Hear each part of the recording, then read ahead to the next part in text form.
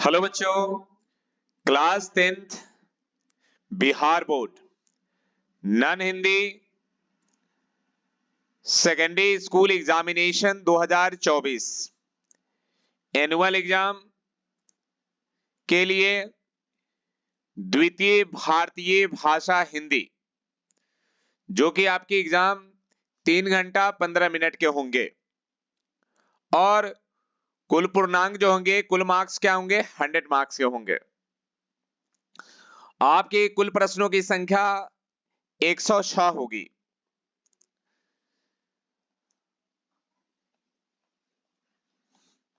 आगे देखते हैं, विद्यार्थियों के लिए कुछ निर्देश दिए गए हैं। जिसे पहला निर्देश, परीक्षार्थी ओएमआर उत्तर पत्रक पर अपना प्रश्न पुस्तिका क्रमशः 10 अंकों का अवश्य लिखेंगे।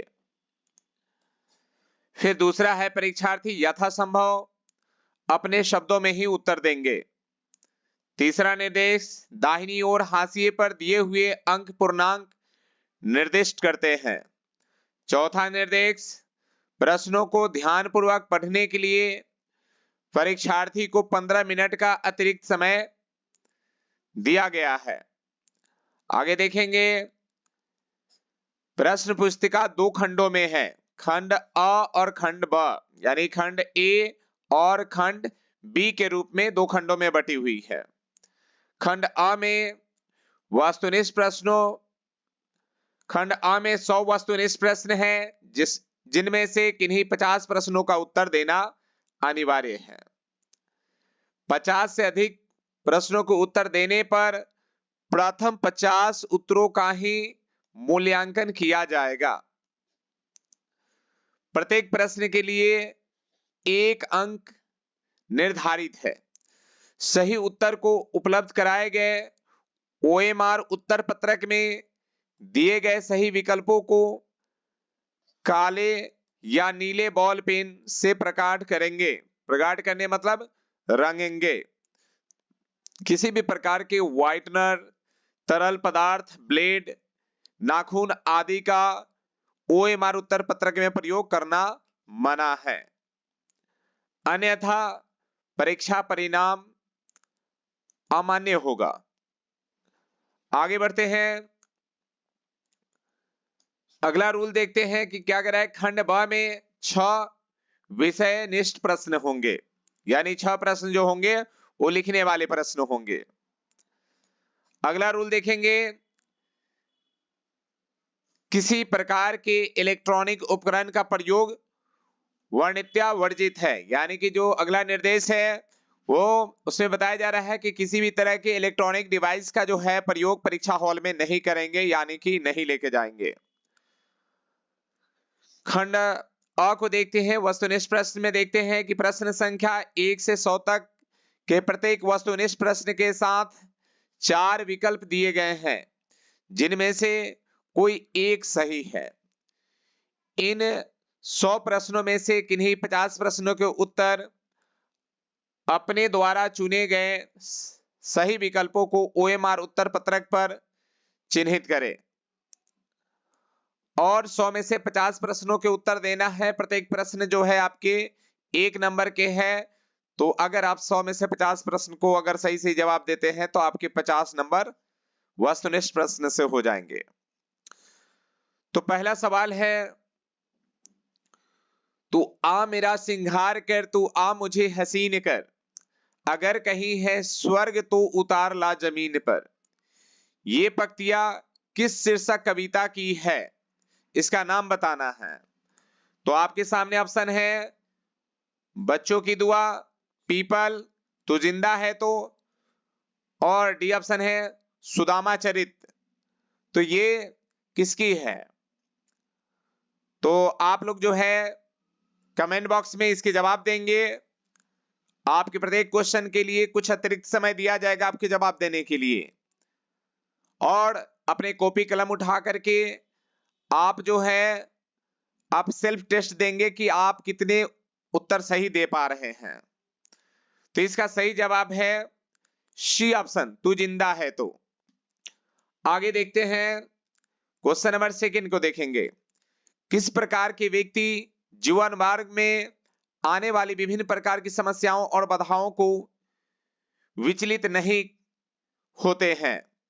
सवाल फिर से देखेंगे, किस प्रकार के व्यक्ति जीवन मार्ग में आने वाली विभिन्न प्रकार की समस्याओं और बाधाओं से विचलित नहीं होते हैं? तो ऑप्शन है धर्मवीर, कामचोर, आलसी, कर्मवीर। तो आपका सही जवाब होंगे इस चारों में से कौन सा होंगे? जल्दी से आप कमेंट करेंगे। तो इसमें से सही जवाब है ऑप्शन नंबर डी, यानी कि कर्मवीर। आगे बढ़ते हैं। जो कि हंस हंस के चबा लेते हैं लोहे के चना, है कठिन कुछ भी नहीं जिनके है जी में यह ठना। इन पंक्तियों के रचयिता कौन है? तो इसकी ऑप्शन बताएंगे आप। पहला ऑप्शन है अयोध्या सिंह उपाध्याय हरिऔंध, फिर विद्यापति, फिर क्या है नरोत्तम दास, फिर है अरुण कमल। तो इसका सही जवाब है option number A, Ayodhya Singh Hariaudh Upadhyay Hariaudh. आगे बढ़ते हैं, क्वेश्चन नंबर 4 के देखते हैं। क्वेश्चन नंबर 4 में है, कवि बिहारी के अनुसार मलिन मन से माला जपने तथा तिलक लगाने से किसकी प्राप्ति संभव नहीं है? पहला सवाल ऑप्शन है मानव की, दूसरा है ईश्वर की, तीसरा है दानव की, चौथा है इनमें से कोई नहीं। तो इसका सही जवाब आपके होंगे बी, यानी ईश्वर की। आगे बढ़ते हैं। सुधि शब्द का क्या अर्थ है? सुधि शब्द का अर्थ क्या है? मुकर जाना, निकलना, चेतना या बिगड़ना। तो यहां पर जो सुधि शब्द है इसका जो अर्थ है वो क्या है? तो वो आपका जो है चेतना है। क्या है? ऑप्शन नंबर सी, चेतना। आगे बढ़ते हैं, क्वेश्चन नंबर 6 को देखेंगे। बच्चे की दुआ शीर्षक कविता में किसकी कामना है कि उनका जीवन अच्छे कार्य के प्रति समर्पित हो और मन सदा कल्याणकारी विचारों से डूबा रहे? तो इसका बताएंगे कौन सा ऑप्शन इसका सही होगा?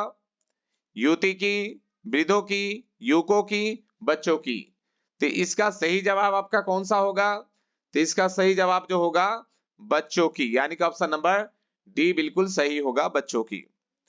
आगे बढ़ते हैं, क्वेश्चन नंबर 7 को देखेंगे। दुआ शब्द का अर्थ क्या होता है?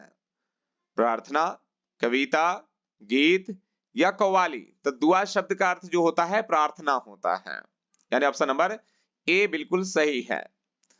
आगे बढ़ते हैं, क्वेश्चन नंबर 8 को देखेंगे। कर्मवीर शीर्षक कविता कैसे लोगों की बात करती है? क्या बातूनी लोगों की बात करती है, कर्मशील लोगों की बात करती है, कृपण लोगों की बात करती है या बेकार लोगों की बात करती है? तो ये जो है क्वेश्चन नंबर 8 का जो है सही जवाब है, ये जो है कर्मवीर शीर्षक कविता जो है कैसे लोगों की बात करती है? तो ये जो है बेकार लोगों की बात करती है। किसकी बात करती है? बेकार लोगों की बात करती है। आगे बढ़ते हैं, क्वेश्चन नंबर 9 को देखेंगे। जाड़े की रात में पहाड़ पर कौन रो रहा है? तो जाड़े की रात में पहाड़ पर कौन रो रहा है? कुत्ता के बच्चा, बकरी का बच्चा, हिरन के बच्चा, गाय के बच्चा। तो ये जो है इसका सही जवाब क्या होगा? तो इसका सही जवाब होगा ऑप्शन नंबर सी, हिरन के बच्चा। क्या होगा? हिरन के बच्चा। 2 मिनट रुकेंगे। एक क्वेश्चन के जवाब हम लोग शायद गलत लगा लिए हैं, यानी कि ये 8 नंबर क्वेश्चन का सही जवाब क्या होगा? देखेंगे 8 नंबर का सही जवाब होगा कर्मवीर शीर्षक कविता कैसे लोगों की बात करती है? तो कर्मशील लोगों की बात करती है, यानी कि ऑप्शन नंबर बी होगा, डी गलत है। ये तो सभी ऑप्शन क्या है? गलत है। बी ऑप्शन सही है, इसका ऑप्शन 8 का बी सही है, कर्मशील लोगों की बातें करता है। आगे बढ़ते हैं। 9 नंबर हो चुका है। 9 नंबर का सही जवाब होगा जाड़े की रात में पहाड़ पर कौन रो रहा था? तो हिरन का बच्चा, यानी कि ऑप्शन नंबर सी बिल्कुल सही है। आगे है जंगलों में भी महामंगल कौन रचा देता है? तो जंगलों में महामंगल जो है कौन रचा देता है? तो ये जो है करमवीर जो है जंगलों में मंगल रचा देता है। तो इसका नंबर जो है करमवीर है, यानी कि 10 का भी करमवीर होगा। यानी कि इसमें जो है सबसे ज्यादा जो है कर्मवीर चैप्टर से जो है सबसे ज्यादा सवाल पूछे गए हैं। क्वेश्चन नंबर 11 का देखते हैं। पीपल शीर्षक पाठ साहित्य की कौन विधा है? क्या कविता है, स्मरण है, कहानी है या यात्रा वृतांत है? तो इसका जो है पीपल जो है शीर्षक पाठ जो है ये क्या है? एक कविता है, यानी ऑप्शन नंबर ए इसका सही जवाब है। क्वेश्चन नंबर 12 देखते हैं। अरुण कमल रचित कविता निम्नलिखित में से कौन है? तो ये जो है 12 नंबर का सही जवाब जो है क्या होगा? क्या झांसी की रानी, खुशबू रचते हैं हाथ, या राह भटके हिरन के बच्चे को, या सुदामा चरित्र? तो इसका जो है सही ऑप्शन है 12 का ऑप्शन नंबर बी सही है, खुशबू रचते हैं हाथ। खुशबू रचते हैं हाथ। आगे बढ़ते क्वेश्चन नंबर 13।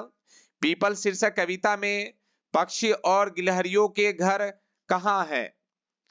क्या पर्वत पे है, मकान में है, कोठर में है या दुकान में है? इसका ऑप्शन कौन सा सही होगा? तो इसका ऑप्शन जो है आपका जो है इसका ये क्वेश्चन नंबर 13 का ऑप्शन जो है सी आपका सही जवाब होगा, यानी कोठर में है। 14 नंबर क्वेश्चन देखते हैं। हरिऔंध उपनाम किस रचनाकार का है?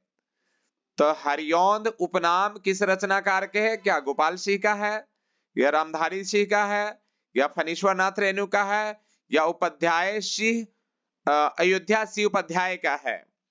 तो 14 नंबर का जवाब आप लोग कमेंट करेंगे। 14 का जवाब क्या होगा? ऑप्शन नंबर जो है डी सही होगा, अयोध्या सिंह उपाध्याय। आगे क्वेश्चन नंबर 15 की बात करते हैं।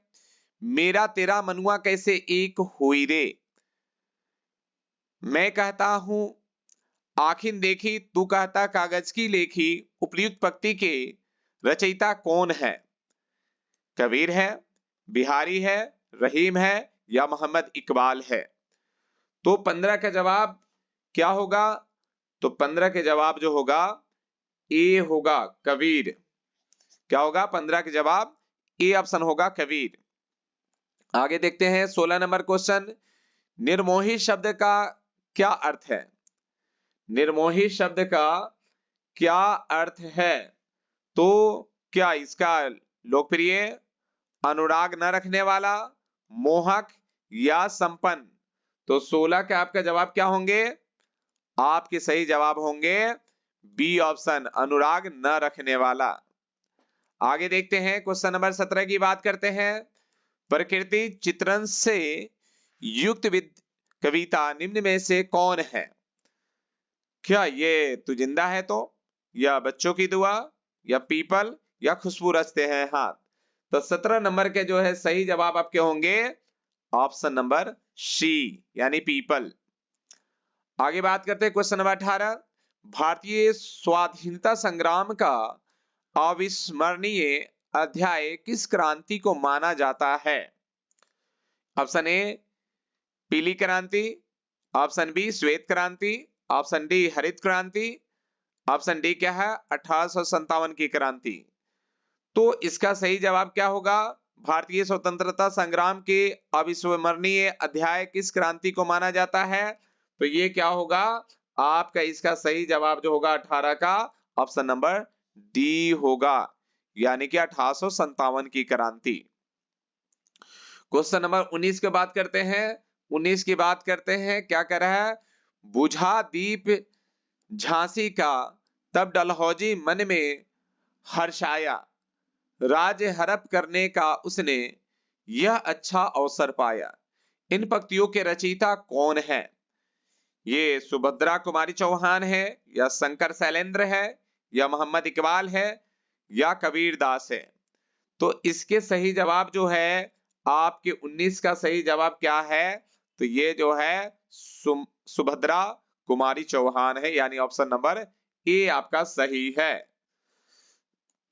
20 नंबर क्वेश्चन देखते हैं। झांसी की रानी लक्ष्मीबाई की मृत्यु कितने वर्षों की उम्र में हो गई थी? तो देखेंगे झांसी की रानी लक्ष्मीबाई की मृत्यु कितने वर्ष की उम्र में हुई? 24 वर्ष, 23 वर्ष, 26 वर्ष या 27 वर्ष? तो इसका सही जवाब देंगे आप लोग।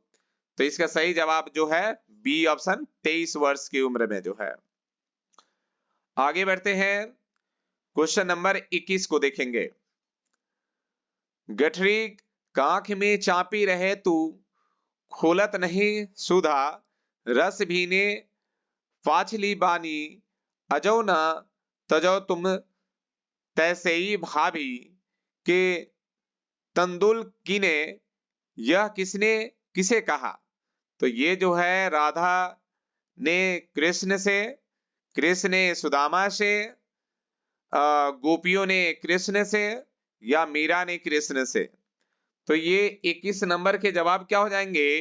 ऑप्शन नंबर बी, यानी श्री कृष्ण जी ने जो है कहा। आगे देखें 22 नंबर क्वेश्चन। मदमस्त शब्द का क्या अर्थ है?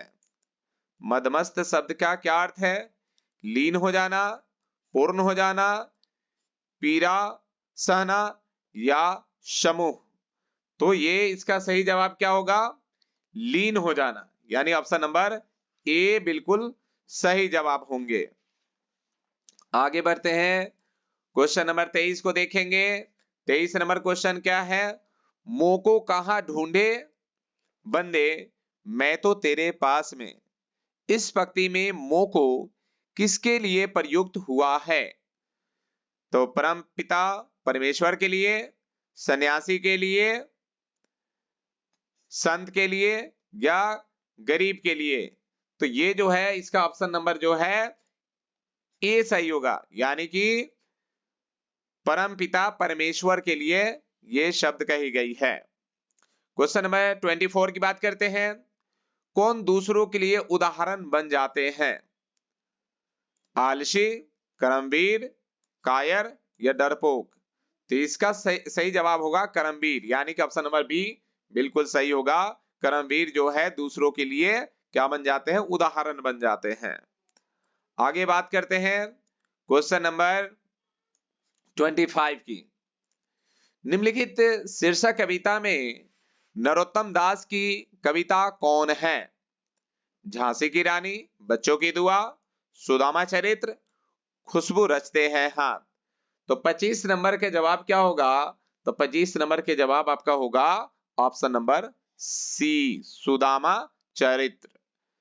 आगे देखते हैं क्वेश्चन नंबर 26 की बात करते हैं। निम्न में कौन कविता बाधाओं से जूझते हुए उन कर्मशील लोगों की बात करती है जो सभ्यता संस्कृति का निर्माण करते हैं? ऑप्शन ए में है पीपल, बी में तो जिंदा है, तो सी में झांसी की रानी और डी में है करमवीर। तो 26 के जवाब क्या होंगे?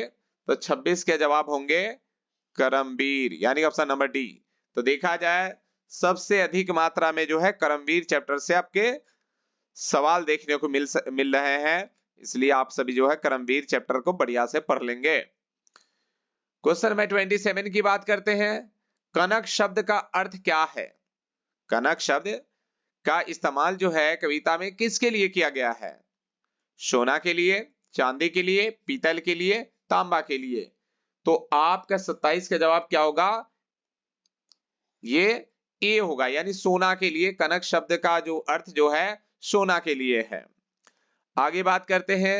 महमूद के पास कितने पैसे थे? 12, 13, 14, 15? ये जो है क्वेश्चन ईदगाह कहानी से ली गई हुई है। तो महमूद के पास कितने पैसे थे? तो महमूद के पास जो है 12 पैसे थे।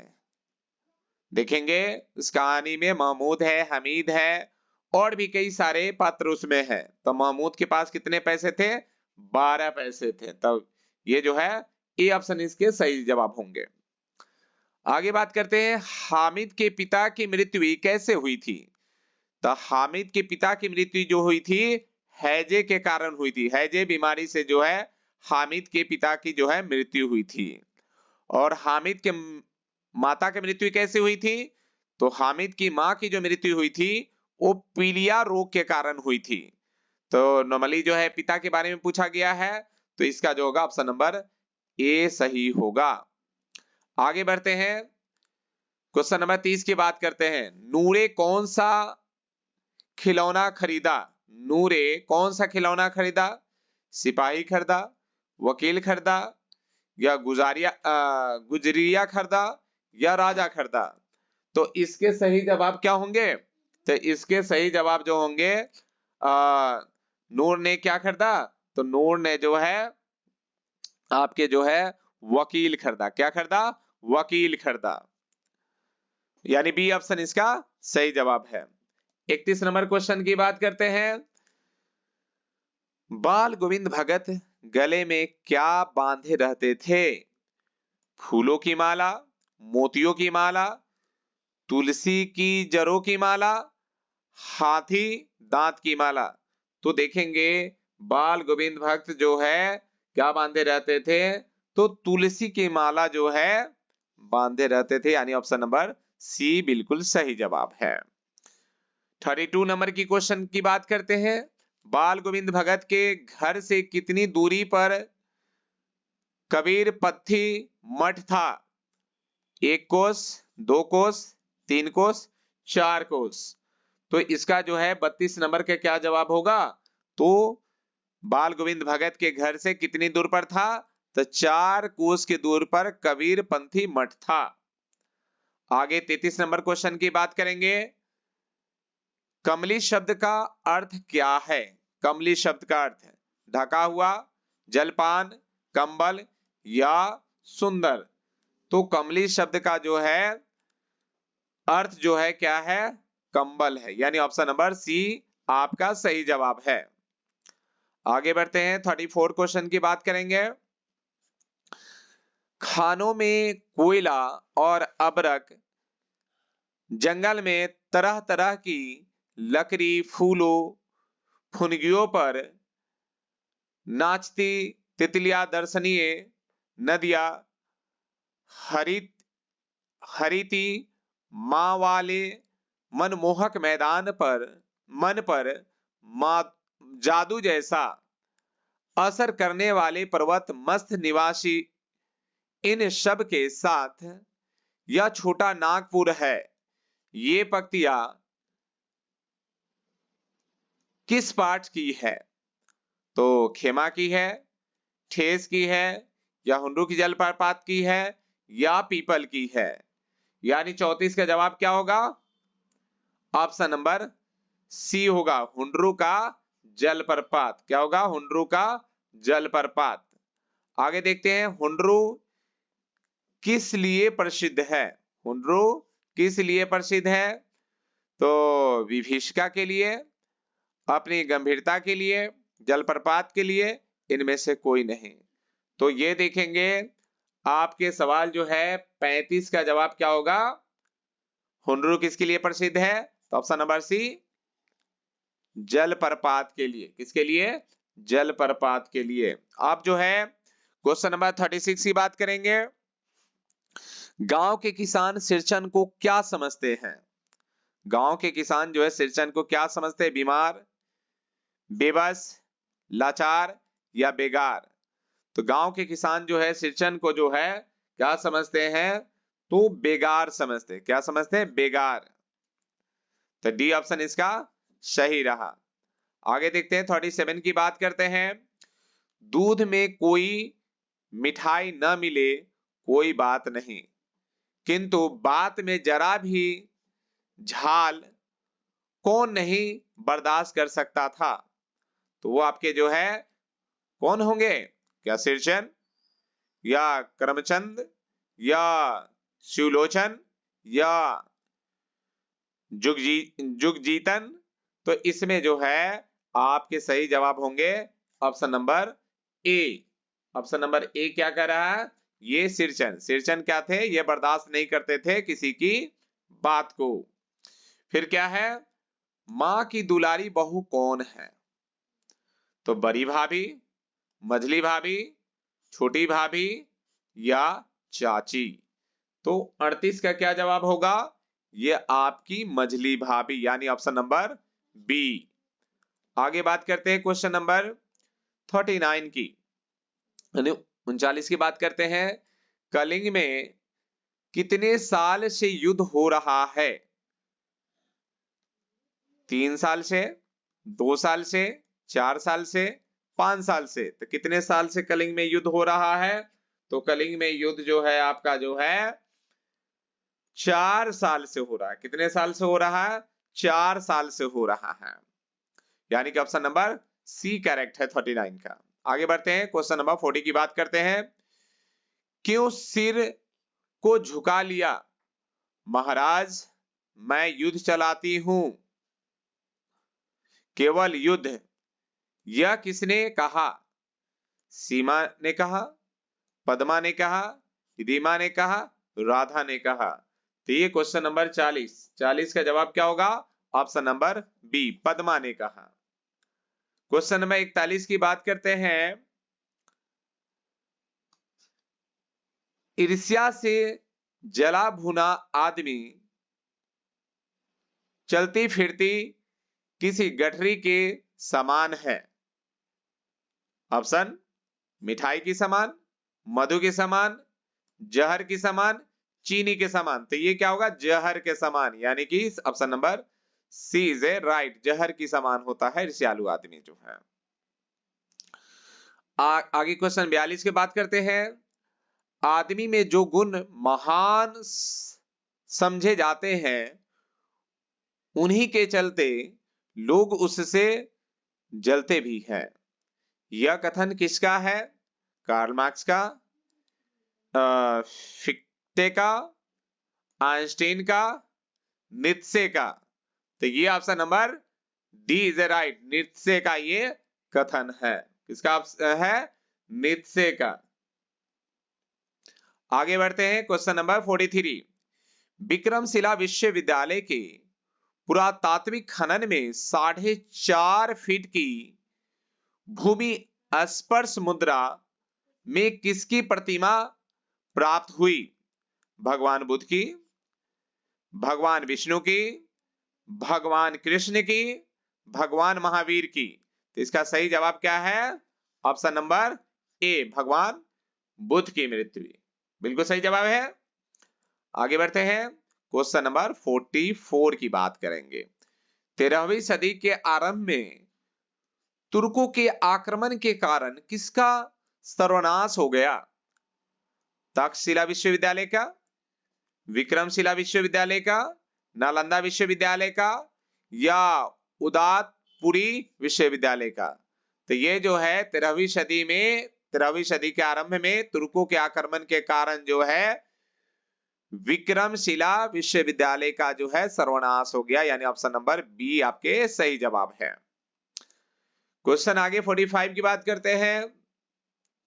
4 जनवरी 97 यानी 4 जनवरी 1997 रविवार था और मां ने क्या बनाई थी?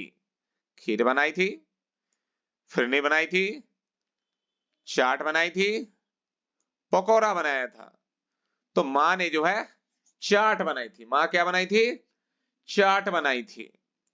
क्वेश्चन नंबर 46 की बात करते हैं। कामनी कंचन का त्याग करके कौन गृहस्थ श्रम में ही सन्यासी बने रहे? शंकर शैलेंद्र, वंशीधर श्रीवास्तव, सूर्यकांत त्रिपाठी निराला, या फणीश्वर नाथ रेणु। तो इसका सही जवाब क्या होगा?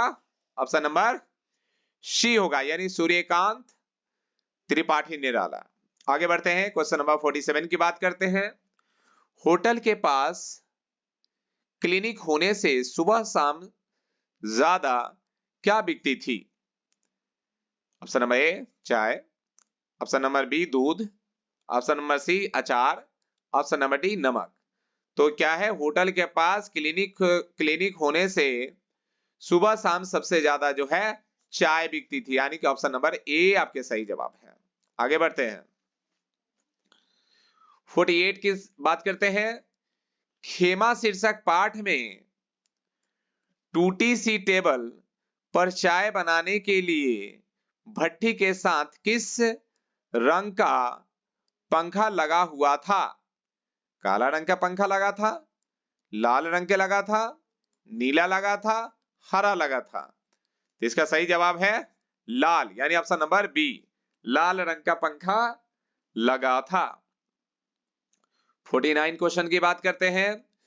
रोहतास की गुड़िया पढ़ लिख कर क्या बनना चाहती है?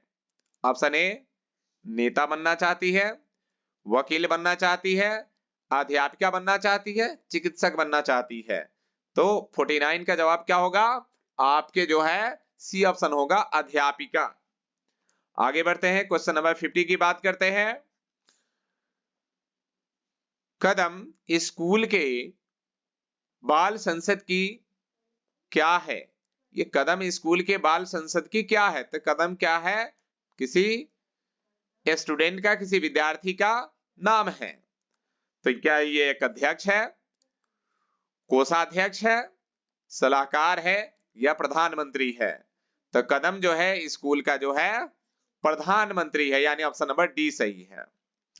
तो देखेंगे अभी तक आपके 1 से लेके 50 प्रश्न किए गए हैं, अभी इसके आगे और भी 50 प्रश्न और भी है। आप सभी मेरे वीडियो को अगर लाइक नहीं किए हो तो लाइक कर देंगे और अपने ग्रुप वगैरह में शेयर कर देंगे कि दूसरे बच्चे के भी भला हो जाए, क्योंकि ये सभी क्वेश्चन जो है बोर्ड द्वारा जो है जारी की गई क्वेश्चन है, जो कि 2024 में जो है 2024 के फाइनल एग्जाम के लिए जो है बोर्ड द्वारा जारी की गई क्वेश्चन है। तो आप लाइक कर देंगे, कमेंट वगैरह भी करेंगे, जो भी है आप जो है सेल्फ टेस्ट देंगे।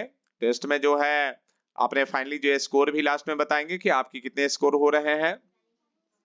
और अगर मेरे चैनल अगर सब्सक्राइब ना किए हो तो आप सब्सक्राइब कर देंगे। हम आपके सभी वीडियो, हर सब्जेक्ट के वीडियो एक एक करके जो है इस पे अपलोड करते जाएंगे, आप लोग देखेंगे और उससे अच्छी तैयारी भी होगी और आप लोग भी अपना सलाह देंगे कि इसमें और कौन कौन सब्जेक्ट के आपके वीडियो चाहिए और क्या क्या और बेहतर से बेहतर आपके बना सके, इसके लिए भी आप सजेशन देंगे, सलाह देंगे।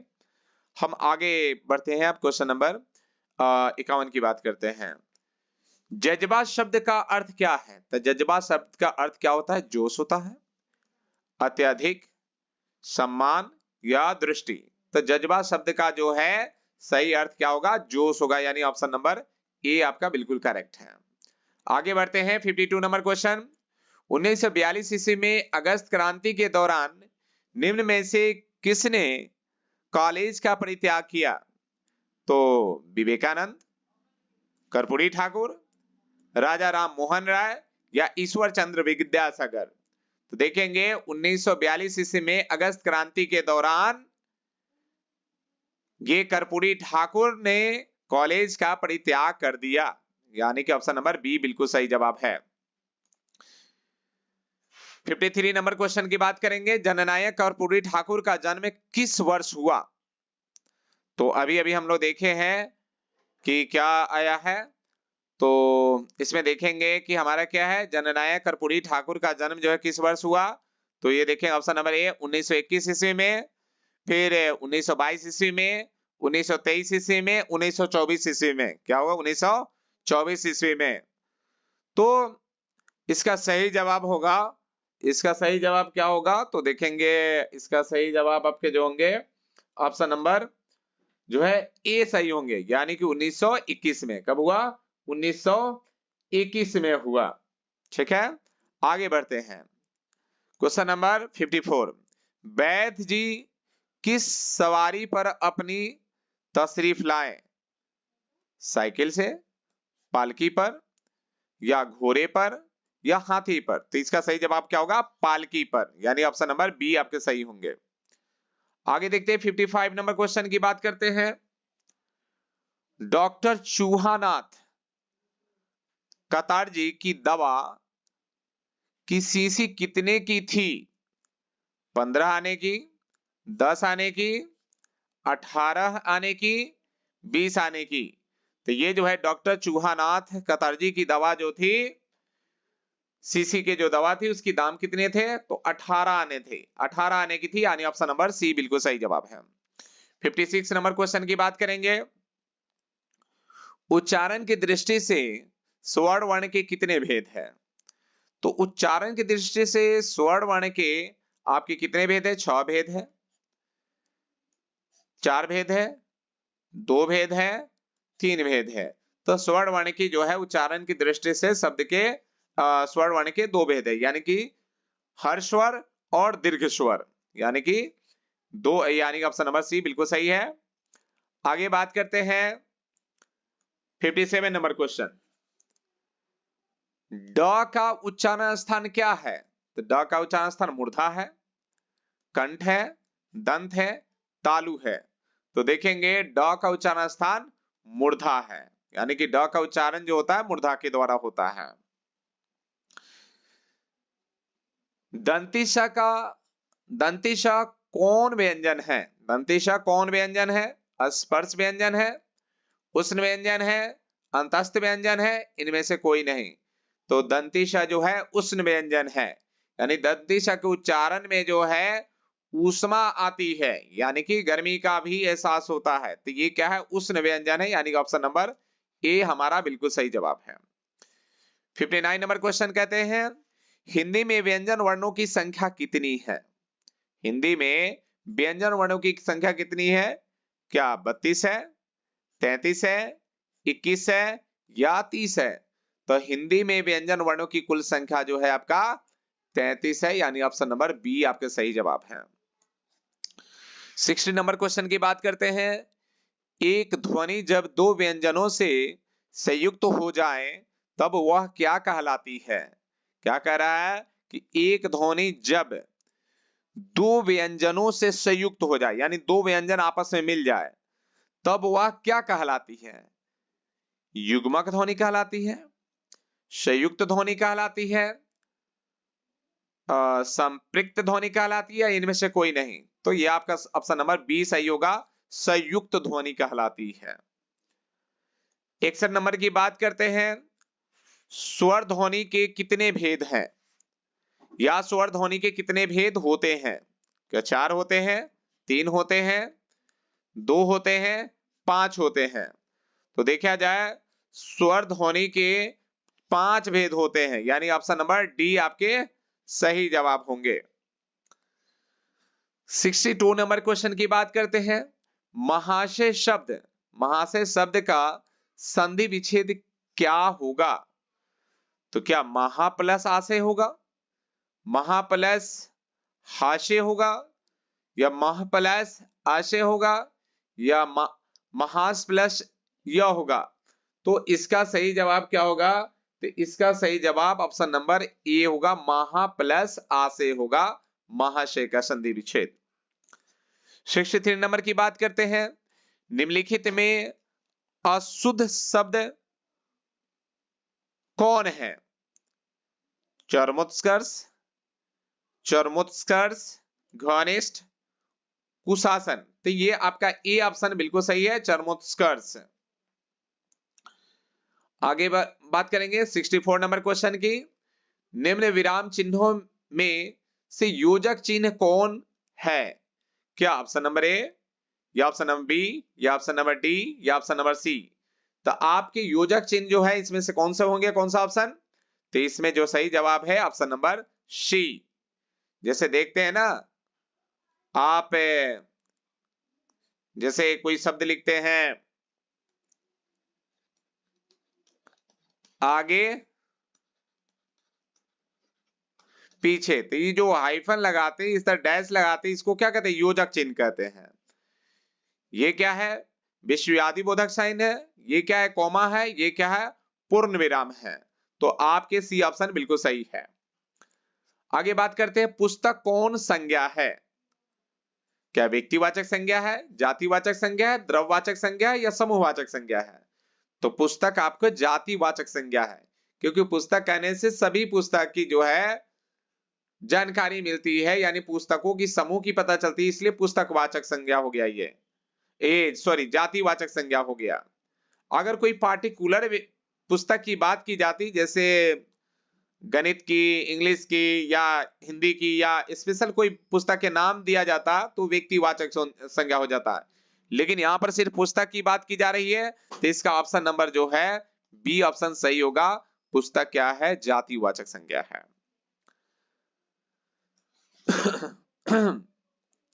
नागरिकता शब्द कौन सा लिंग है? स्त्रीलिंग है, पुल्लिंग है, नपुंसक लिंग है, इनमें से कोई नहीं। तो नागरिकता जो है स्त्रीलिंग शब्द है। जैसे कहते हैं ना किसी की नागरिकता मिल गई, तो ये नागरिकता जो है स्त्रीलिंग शब्द है। आगे बात करते हैं, आम कौन सा शब्द है? तत्सम है, तद्भव है, देशज है, विदेशज है। तो इसका सही जवाब होगा तद्भव। आम क्या है? तद्भव शब्द है, जो कि ऑप्शन नंबर बी सही होगा। क्योंकि जानते हैं तद्भव क्या होता है, तो तत्सम के बिगड़े हुए रूप को तद्भव कहते हैं। अब सवाल है कि तत्सम किसे कहते हैं? तो संस्कृत के मूल शब्दों को तत्सम कहते हैं। तो आम का संस्कृत में क्या आम्र होगा, तो आम्र का बिगड़ा हुआ रूप आम है, तो आम क्या है? हमारा तद्भव है। ऑप्शन नंबर बी हमारा बिल्कुल सही है जवाब है। 68 की बात करते हैं। 68 में देखा जाए क्या दिया गया है, चंचल शब्द का स्त्रीलिंग क्या होगा? तो चंचल का क्या होगा? चंचली, चंचलाइन, चंचला, चंचल। तो चंचल का जो है स्त्रीलिंग जो होगा चंचला हो जाएगा यहां पे, यानी ऑप्शन नंबर सी। आगे बात करते हैं 69, अधिकरण कारक की विभक्ति चिन्ह क्या है? तो अधिकरण का विभक्ति चिन्ह क्या है? का के, ने, हे अजी, में पर।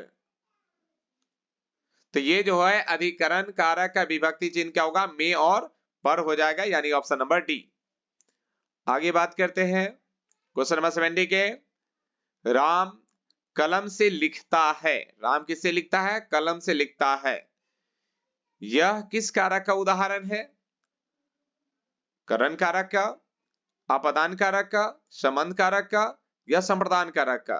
तो ये जो है ऑप्शन नंबर इसका जो है ए बिल्कुल सही होगा। करण कारक का जो है उदाहरण है। आगे बात करते हैं 71 नंबर क्वेश्चन, सूर्य शब्द का स्त्रीलिंग क्या है? तो सूर्य शब्द का स्त्रीलिंग जो है सूर्यानी, सूर्या, सूरा या सूरी। तो सूर्य का स्त्रीलिंग शब्द जो होगा सूर्या हो जाएगा, यानी कि ऑप्शन नंबर बी आपके बिल्कुल सही है। 72 का बात करते हैं, प्रयोग के अनुसार सर्वनाम के कितने भेद होते हैं? तो प्रयोग के अनुसार सर्वनाम के कितने भेद होते हैं? 5 भेद, 4 भेद, 6 भेद, 3 भेद। तो प्रयोग के अनुसार सर्वनाम के जो है 6 भेद होते हैं, यानी कि ऑप्शन नंबर सी आपके सही जवाब हुए। 73 की बात करते हैं, रोटी मत खाओ। रोटी मत खाओ क्योंकि वह जली है। यह किस सर्वनाम का उदाहरण है? तो यह जो है निश्चयवाचक सर्वनाम का उदाहरण है, यानी कि ऑप्शन नंबर बी इसका सही जवाब है।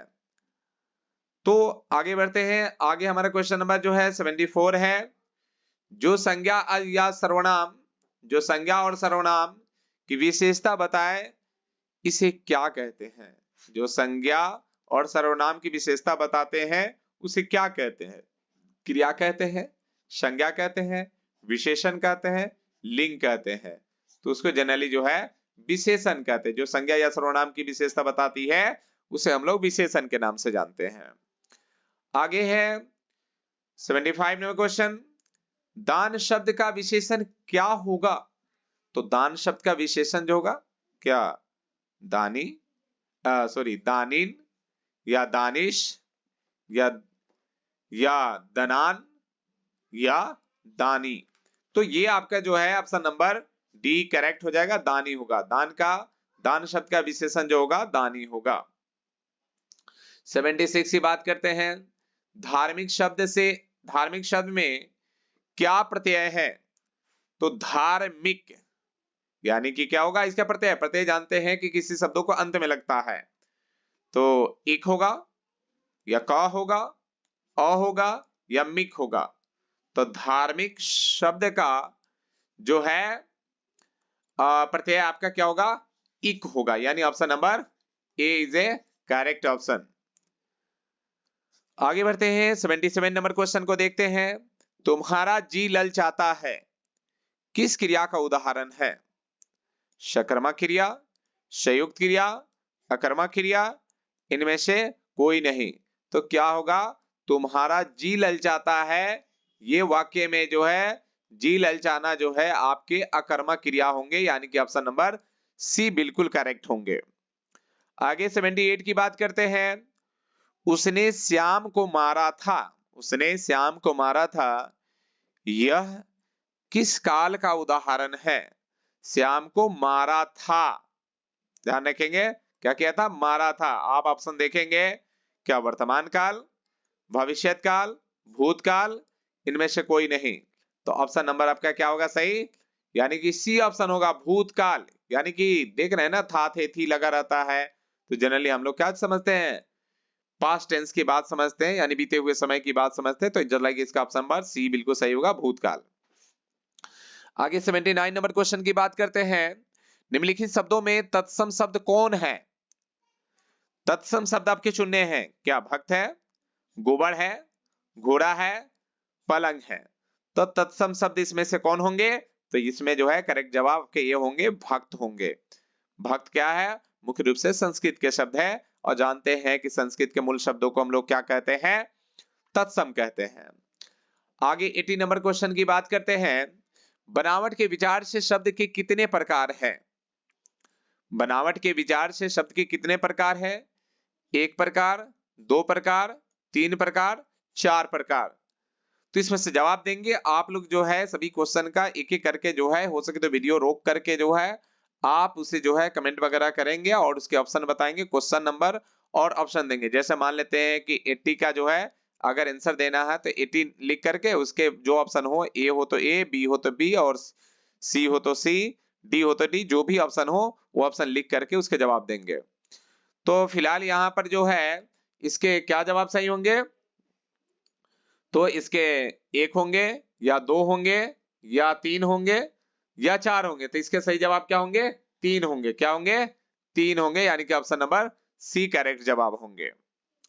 आगे बात करते हैं 81 नंबर क्वेश्चन की। वह शब्दांश जो किसी शब्द के अंत में जोड़ा जाता है क्या कहलाता है?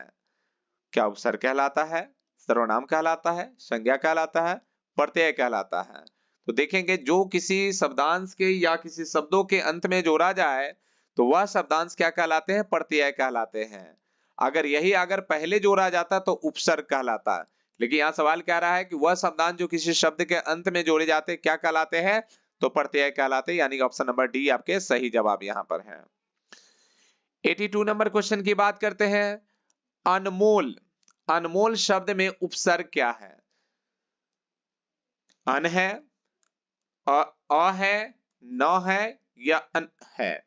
तो जानते हैं उपसर्ग क्या होता है? किसी भी शब्दों के पहले आके जुड़ता है। तो इसका सही जवाब क्या होगा? अन होगा, क्योंकि अन प्लस मोल, अन में मोल में अगर अन जोड़ जाएंगे तो क्या हो जाएंगे? यही अनमोल बन जाएंगे। तो ऑप्शन नंबर ए आपका सही जवाब होगा। आगे बढ़ते हैं, 83 नंबर क्वेश्चन की बात करते हैं।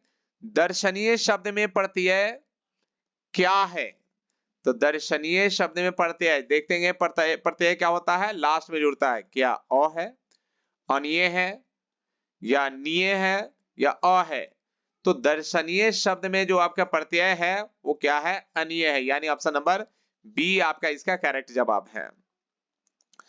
आगे है दया शब्द का विशेषण क्या होगा? दया शब्द का विशेषण क्या होगा? क्या दयान होगा, क्या दयानी होगा, क्या दयामय होगा, या दयालु होगा? तो इसका क्या होगा? दयालु। इस सभी चारों ऑप्शन आपके जो है यहाँ पर फिलहाल गलत है। इसका असल में क्या होगा? दयालु होगा। क्या होगा? दयालु होगा। दया शब्द का विशेषण जो होगा क्या होगा, दयालु होगा। तो ये आपका जो है दयालु, ये होना चाहिए यही ऑप्शन, लेकिन यहां पर जो न के ल के जगह पर न लिखा गया है। तो आप देख लिए क्या होगा, दयालु होगा। आगे देखेंगे 85 नंबर क्वेश्चन की बात करते हैं। दो पदों के मेल से, दो पदों के मेल से बने शब्द को क्या कहते हैं? तो पदों का मेल जहां दिख जाएगा उसे हम लोग क्या कहेंगे? तो यहां कह रहा है दो पदों के मेल से बने शब्द को कहते हैं समास कहते हैं, क्रिया कहते हैं, अव्यय कहते हैं या संधि कहते हैं। तो यहां पर देखेंगे दो पदों का मेल, पदों का मेल जहां पर कहेगा वो समास होगा। क्या होगा? समास होगा। तो ऑप्शन नंबर ए बिल्कुल सही है। वही वर्णों का मेल कहता तब संधि होता, लेकिन यहाँ पदों का मेल कहा गया है तो इसलिए ये समास होगा, यानी कि ऑप्शन नंबर ए हमारा सही जवाब होगा। 86 की बात कर रहे हैं।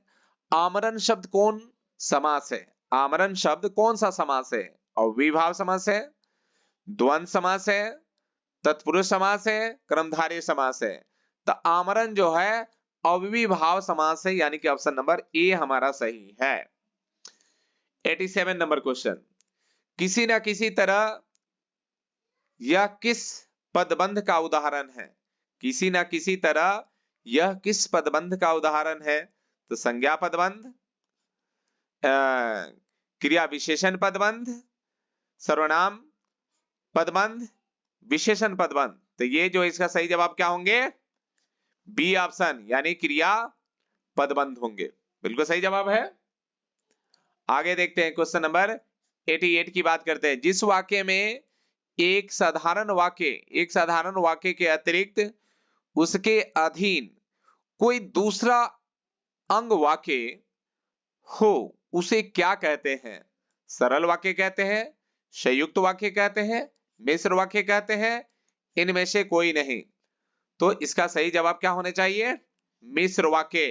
क्या है? यहां पर देख रहे हैं सरल वाक्य के अतिरिक्त, यानी सरल वाक्य के अतिरिक्त और भी कोई दूसरे वाक्य अगर मिलते हैं तो वैसे वाक्य को हम लोग मिश्र वाक्य कहते हैं। इसका ऑप्शन नंबर सी हमारा सही जवाब होगा। 89 क्वेश्चन की बात करते हैं। मैंने खाना खाया और मेरी भूख मिट गई, यह किस वाक्य का उदाहरण है? तो ये एक संयुक्त वाक्य का है, मिश्र वाक्य का है, सरल वाक्य का है, आज्ञा वाक्य का है। तो जनरली जो है इसका सही जवाब क्या होगा? संयुक्त वाक्य, यानी कि ऑप्शन नंबर ए आपके सही जवाब होंगे। 90 नंबर क्वेश्चन की बात करते हैं। निम्नलिखित वाक्यों में कौन अशुद्ध वाक्य है? यानी कि गलत वाक्य चूज करना है, अशुद्ध वाक्य। तो बंदूक एक बहुत ही उपयोगी अस्त्र है, ये तो सही कह रहा है। बाघ और बकरी एक घाट पानी पीती है, तो ये गलत कह रहा है। एक गाय, दो घोड़े और एक बकरी मैदान में चर रही है, ये भी सही कह रहा है। रेलवे के कई कर्मचारियों की गिरफ्तारी हुई, ये भी सही कह रहा है। तो जनरली जो है यहां पर अशुद्ध पूछा जा रहा है और अशुद्ध वाक्य एक ही आपको जो है बी ऑप्शन मिला, तो B option is a right. Option number B आपके सही जवाब होंगे। 91 नंबर क्वेश्चन की बात करते हैं। इंद्र शब्द का पर्यायवाची शब्द क्या है? तो इंद्र का पर्यायवाची आपको वशन, गृह, मध्वा या धूसर। तो इसमें कौन सा होंगे? तो इसमें जो होंगे मध्वा होंगे। क्या होंगे? मध्वा, यानी कि ऑप्शन नंबर सी होंगे। ऑप्शन नंबर कौन से होंगे? सी बिल्कुल सही होंगे, मध्वा होंगे इसके सही जवाब। 92 का बात करते हैं। अधम शब्द का विलोम क्या है? अधम, अधम का विलोम क्या होगा? उदय, अंत, उत्तम, आयात। तो देखेंगे अधम का विलोम शब्द जो है, विलोम शब्द के मतलब उल्टा शब्द होता है, तो अधम का विलोम शब्द जो होगा उत्तम होगा, यानी ऑप्शन नंबर सी आपके सही जवाब होंगे। 93 की बात करते हैं। 93 नंबर क्वेश्चन है। नहीं मरने वाला के लिए एक शब्द क्या है? नहीं मरने वाले को क्या कहते हैं? नरम कहते हैं, अधर कहते हैं, समर कहते हैं, अमर कहते हैं। तो जो है नहीं मरने वाले को क्या कहा जाता है? अमर कहा जाता है, यानी ऑप्शन नंबर डी आपके राइट ऑप्शन हो गए। पौ बाहर होना, पौ बाहर होना मुहावरे का क्या अर्थ है? देखेंगे मुहावरा क्या कहा जा रहा है? पौ बाहर होना, इसके क्या अर्थ होंगे? इज्जत बचाना, तंग करना, खूब लाभ का खूब लाभ होना, या अस्पष्ट कह देना। तो इसके सही जवाब क्या होंगे? खूब लाभ होना, यानी ऑप्शन नंबर सी इसके सही जवाब होंगे। आगे 95 की बात करते हैं। क्या कह रहा है? घर की मुर्गी दाल बराबर, लोकोक्तिया का अर्थ क्या है? मुर्गी खाना, मुर्गी को दाल खिलाना, अपने आदमी को कम महत्व देना, मुर्गी को दाल से तौलना। तो इसका सही जवाब होगा घर के मुर्गी दाल बराबर का सही अर्थ क्या होगा? अपने आदमी को कम महत्व देना। अक्सर देखिएगा हर घर परिवार में आसपास में जो बहुत ही ज्ञानी व्यक्ति भी होंगे, वो अगर बात बताएंगे, कुछ जानकारी देंगे, तो उनकी बात को उतनी महत्व नहीं देते हैं। तो वही कहा गया कि घर की मुर्गी दाल बराबर, यानी कि बड़े से बड़े आदमी को भी घर में उतनी जितनी उसके महत्व मिलनी चाहिए, जितनी उनकी होनी चाहिए महत्व, उतनी नहीं मिलती है। आगे बात करते हैं 96 नंबर की क्वेश्चन की बात करते हैं। आलोचना करने वाले के लिए एक शब्द क्या है? आलोचना करने वाले के लिए एक शब्द क्या है? दुर्लभ, प्रशंसनीय, प्रत्यक्ष, आलोचक। क्या है? आलोचक। तो ये जो है ऑप्शन नंबर इसके कौन होंगे? 96 का। तो 96 का जो है ऑप्शन नंबर डी होंगे, आलोचक कहा जाता है। आलोचना करने वाले को क्या कहा जाता है? आलोचक कहा जाता है। 97 की बात करते हैं। गंगा का पर्यायवाची शब्द क्या है? तो गंगा का पर्यायवाची शब्द क्या है? भागीरथी, अनंत, अशु, अर्ची। तो क्या कहते हैं? ये जो है 97 के जो है ऑप्शन में जो है आपके कौन सा सही होंगे? तो ऑप्शन नंबर ए सही होंगे, भागीरथी कहते हैं। गंगा का पर्यायवाची शब्द क्या है? भागीरथी है। 98 की बात करते हैं। ध्यान मग्न शब्द कौन समास है? ध्यान मग्न कौन समास है? बहुव्रीहि समास है, द्वंद्व समास है, तत्पुरुष समास है, कर्मधारय समास है। तो ये 98 का सही जवाब क्या है? तत्पुरुष समास है। कौन सा समास है? तत्पुरुष समास है। आगे 99 में बात करते हैं। अग्रज शब्द का विलोम क्या है? अग्रज का विलोम क्या है? सुगम है, अरुचि है, अगम है, अनुज है। तो अग्रज का जो है क्या होगा विलोम? अनुज होगा। क्या होगा? अनुज होगा, यानी ऑप्शन नंबर जो है डी आपके करेक्ट होंगे। और आगे बढ़ते हैं, क्वेश्चन नंबर 100 की बात करते हैं। उपर्युक्त शब्द का संधि विच्छेद क्या है? उपर्युक्त शब्द का संधि विच्छेद क्या है? तो इसका देखेंगे उप प्लस रुयुक्त, या उप प्लस उक्त, या उपरी प्लस उक्त, या उपर्यु प्लस कत, यानी कि ये चारों ऑप्शन में से ए बी सी डी में से कौन सा ऑप्शन होंगे सही? तो इसके सही ऑप्शन जो होंगे आपके सी करेक्ट होंगे, यानी कि ऊपरी प्लस उक्त जो है उपर्युक्त का जो है संधि विच्छेद है। तो इस तरह के जो है खंड अ के आपके वस्तुनिष्ठ प्रश्न जो है 100 क्वेश्चन जो थे उसे कंप्लीट हुआ। आप सभी जो है आप लोग कितने कितने स्कोर किए, उस स्कोर को जो है आप लोग जो है कमेंट बॉक्स में जो है आप उसे बताएंगे कि आपने कितने जो है क्वेश्चन जो है आपने सही कर पाया। और साथ ही साथ अभी तक आपने वीडियो को लाइक नहीं किया तो लाइक कर देंगे, अपने ग्रुप वगैरह में शेयर कर देंगे, और कमेंटमेंट में जो भी है इस वीडियो के विषय में बताएंगे आप हमें, और आगे किस वीडियो की आपकी जरूरत है उसके लिए भी आप कमेंट करेंगे। और अगर चैनल सब्सक्राइब वगैरह नहीं किए हो तो चैनल भी सब्सक्राइब कर लेंगे। आप सभी को जो है मेरे पूरी वीडियो में बने रहने के लिए जो है थैंक्स।